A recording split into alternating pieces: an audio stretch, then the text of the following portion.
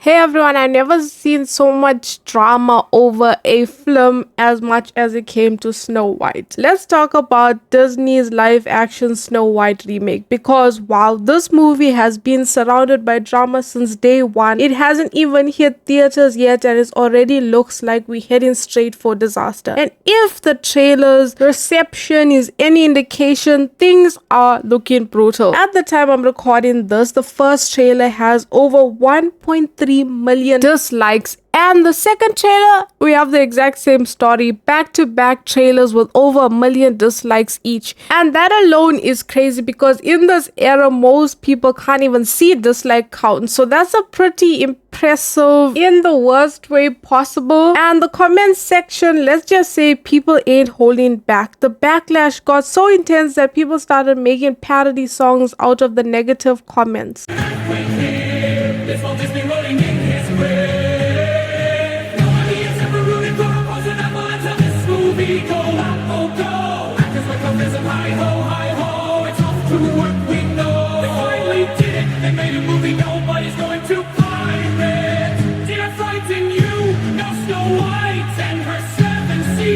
And those tracks racked up millions of views. When your movie inspires an entire gene of Rose music before it even released, you know there's a problem. But let's get into the numbers, because this is where things get really painful. Reports say Disney spent somewhere between 269 million to 300 million on this live action remake, one of their most expensive live action projects ever. And for this movie to just break even, it would need to make around 600 to 700 million globally, and that's not even including the profit it has to make. It's literally just to avoid making a loss from this movie. And considering the vibe around this movie, that's seeming like a long shot, unless people are just going to go and watch it just to judge it harder. And if you somehow didn't hear how things got this bad, well, there are a lot of reasons. First, let's be real. It's yet another remake, and I think most of us are beyond tired of this. Disney's been chugging out these remakes like they're on some assembly line and their magic wore off a very long time ago. But the real fuel for this dumbstruck fire, the way the cast has been promoting it. Rachel Zegler, who is playing Snow White in this live action, went viral for all the wrong reasons. She spent a good chunk of the press tour bashing the original movie, which is wild when you think about it. People watch remakes because they love the original. So insulting the very thing people care about, not exactly a winning strategy. She was out here calling the 1936 classic dated and kept saying this new Snow White wouldn't be saved by the prince. You said you were bringing a modern edge to it on stage. What do you mean by that?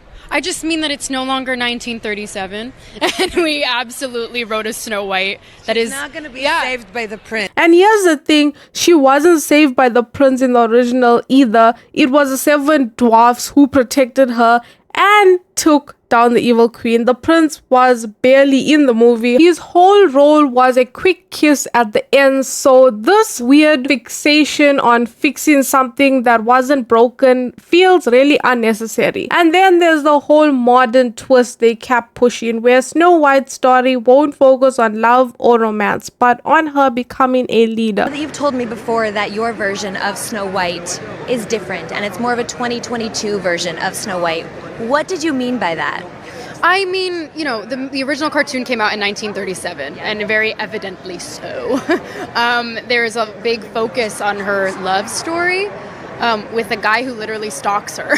Yeah. Weird. Super weird. So we didn't do that. There's nothing wrong with making a character independent, but when did we decide romance was a bad thing? Back in the 2000s, almost every movie had a romantic subplot, especially when aimed at women. And you know why? Because people love romance. It's okay for a strong, capable character to also want love. The two things ain't mutually exclusive, but instead we get in this girl boss version of Snow White, and honestly this whole trope feels tiring at this point. And it's not about disliking strong female leads, it's about how they're being written, because lately it seems like every strong female character is humorless, perfect, and distant. Compare that to the older character like Jane from Mr. and Mrs. Smith, a total badass but still vulnerable, still sexy, and still human. Modern movies seem to forget that balance. And has anyone else noticed that whenever a woman's the lead, the men around her suddenly become weirdly incompetent? And if you think the controversy stopped there, oh no, there's more. Peter Douglas also stirred up drama when he criticized the depiction of the seven dwarfs, calling it backwards and claiming they lived in caves. Actor Peter Dinklage has something to say about Disney's live-action remake of Snow White. So speaking on a podcast, Peter said, while Disney was proud to cast Latina actress Rachel Zegler as Snow White, the story itself is problematic. Listen. You're progressive in one way, but you're still making that backward story of seven dwarves living in a cave. What the are you doing, man? Have I done nothing to advance the cause from my soapbox? I guess I'm not loud enough. Except they didn't. Y'all guys remember in the original movie, they lived in cottages and worked in a mine, because they had like a whole song about it, so I remember this very clearly. But this misunderstanding led Disney to scrap the whole dwarfs entirely from the movie and replacing them with a random group of people fans quickly dubbed Snow White and the Seven Randos. After the backlash, Disney tried to fix it by CGI-ing the dwarves back in, and the results ain't great. It looks weird and awkward, and it's hard to really see this as anything but a last-ditch effect to correct the course. And the fallout didn't stop there. Douglas' comments also angered actors with dwarfism who felt this remake costed them the roles, especially since it would have been tailor-made for them. Here's my issue. My issue with everything Peter Dinklage has said with this whole situation about Snow White and the Seven Dwarfs and the remake coming. It's Snow White and the Seven Dwarfs. It's not Snow White and the Seven normal-sized humans like every other movie. This is a fairy tale, a remake of a fairy tale, pardon me, and this is also giving seven dwarves, people, real-life people, actors, a chance to star in a movie in a role that is fit for them, literally fit for them. I can't, when The Greatest Showman came out, I couldn't be the main lead. I couldn't be P.T. Barnum. I could have been one of the side acts because that role was made for me. And the issue at hand is, by saying this, he's doing something worse for the dwarf and the little people community. He's trying to take roles away. It really blows my mind. The whole woke thing, you're going too far. In my opinion, it's too far. It's too much. You're trying to change something that doesn't need to be changed. There was nothing wrong with how dwarves were portrayed. He had no issue, absolutely no issue, being cast as a dwarf in Elf when he was representing that whole situation. That paycheck cleared just fine.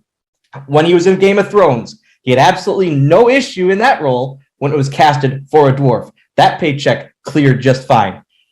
Now this all of a sudden is crazy?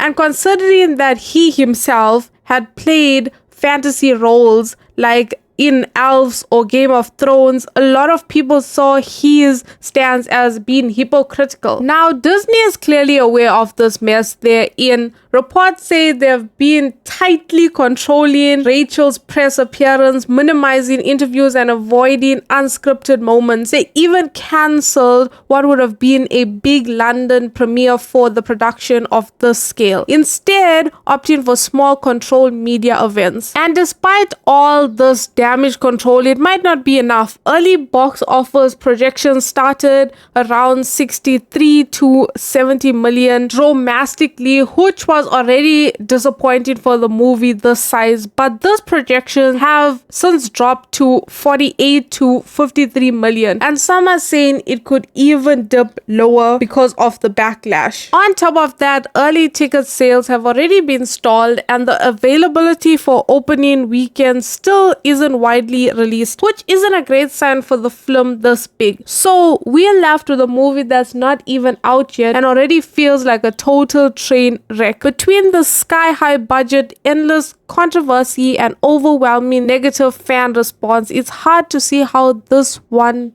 would turn around. People are constantly watching the main character, and it's causing a lot of backlash to add on. And a lot of people say that she's not fit for the role, but I've seen her and I'm like, she looks like Snow White. And maybe you don't like what she says, but the movie is separate from the character that she's playing. I personally do not care much to see the movie, but let me know in the comments if you're gonna go check it out. And do you see this movie flopping, or is there still hope? And what do you think was Disney's biggest mistake here? Let me know in the comments. And if you enjoyed this video, do not forget to like and subscribe. Thank you for hanging out with me today. I'll catch you on the next one, but if you want to see me before that, check out some of these other videos right here. Peace.